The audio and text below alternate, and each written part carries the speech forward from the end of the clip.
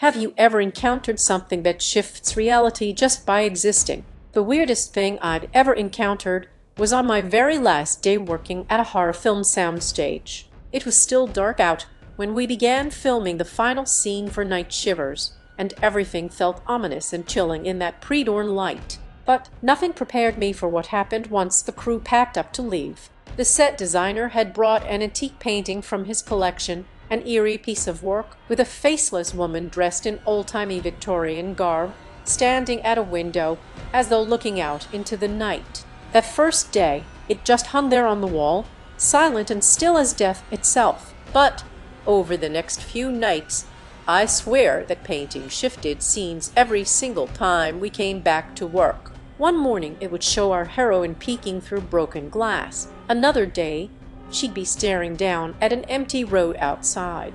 The director wanted to use this mysterious behavior in a scene for his movie, but filming around a moving canvas was no easy task. We'd set up the shot one way and return later only to find everything changed, props rearranged, angles altered, as if some unseen force had been experimenting with us behind closed doors.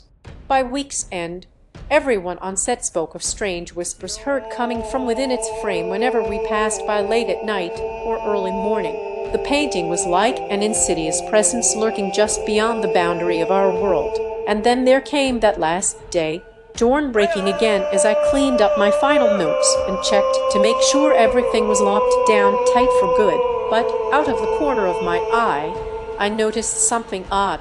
The painting had moved once more overnight. This time, it showed a dark alleyway stretching away from us into blackness. I paused, staring at that scene in disbelief before making my way over there to see what it was all about. My heart pounded as I approached, but then realized we'd already shot every conceivable angle for the film's climax around this painting's haunted imagery. So why shift now?